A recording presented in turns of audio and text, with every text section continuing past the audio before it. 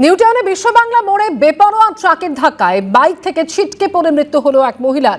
মৃতের নাম সঞ্চিতা চক্রবর্তী। বছর ৩০-এর ওই মহিলা বেহালায় থাকতেন। পুলিশ সূত্রে খবর, বন্ধুর বাইকে চড়ে নিউটাউনের বিয়েবাড়ি থেকে ফিরছিলেন ওই মহিলা।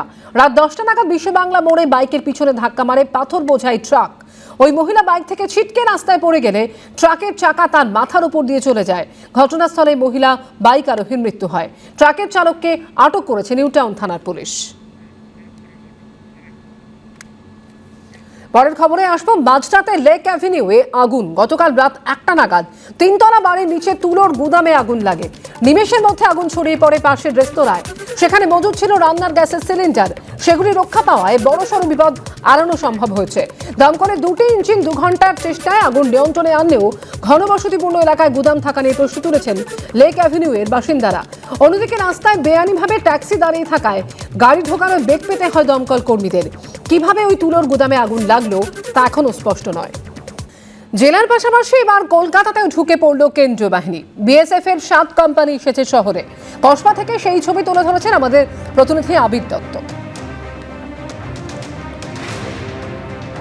কলকাতা এসে পৌঁছলো কেন্দ্রীয় বাহিনী। ইতিমধ্যে যেটা জানা যাচ্ছে যে 7 কোম্পানি কেন্দ্রীয় বাহিনী, তার মধ্যে মূলত গতকাল রাত্রিবেলা থেকে সকাল পর্যন্ত বিএসএফ এর 7 কোম্পানি এসে পৌঁছেছে এবং 7টি লোকেশনে সেগুলো রাখা হচ্ছে কলকাতা শহরের উত্তর কলকাতা, দক্ষিণ কলকাতা দুটোতেই।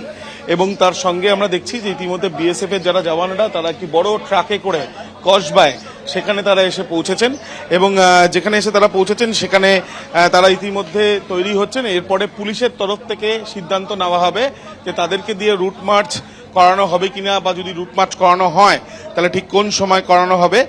ইতিমধ্যে আমরা দেখতে পাচ্ছি যে বিভিন্ন জায়গায় এই সেন্ট্রাল ফোর্সের টিম তারা এসে পৌঁছেছেন, যেমন APJ Abdul Kalam English medium school garden রিচে, এছাড়া বেথুন কলেজিয়েট স্কুল, এছাড়া মৌলানা আজাদ কলেজ, হাটগাছা হরিদাস বিদ্যাপীঠ, খেয়া কমিউনিটি হল যেখানে আমরা দাঁড়িয়ে রয়েছি, এছাড়াও ভাঙড় হাই স্কুল এবং বেহালা কলেজ।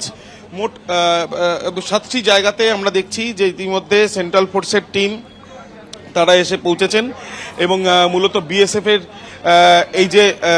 এর যেই টিম তারা এসে পৌঁছেছেন, আমরা সেই ছবিটাই কিন্তু দেখতে পাচ্ছি।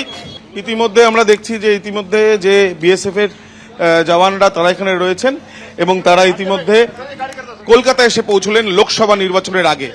ক্যামেরায় ভগবান শাহর সাথে আবির দত্ত, এবিপি আনন্দ, কলকাতা। হাইকোর্টের নির্দেশে আজ ফের সন্দেশখালী যাচ্ছে স্বেচ্ছাসেবী সংগঠনের ফ্যাক্ট ফাইন্ডিং টিম। সন্দেশখালী যেতে পারবেন ফ্যাক্ট ফাইন্ডিং টিমের 6 জন সদস্য। আইন শৃঙ্খলার অবনতি হয় এমন কোনো পদক্ষেপ করা যাবে না, মুচলেকা দিতে হবে থানায়, নির্দেশ হাইকোর্টের। 25শে ফেব্রুয়ারি সন্দেশখালী যাওয়ার পথে স্বেচ্ছাসেবী সংগঠনকে আটকে দেয় পুলিশ। তারপরই হাইকোর্টের দ্বারস্থ হয় স্বেচ্ছাসেবী সংগঠনের ফ্যাক্ট ফাইন্ডিং টিম।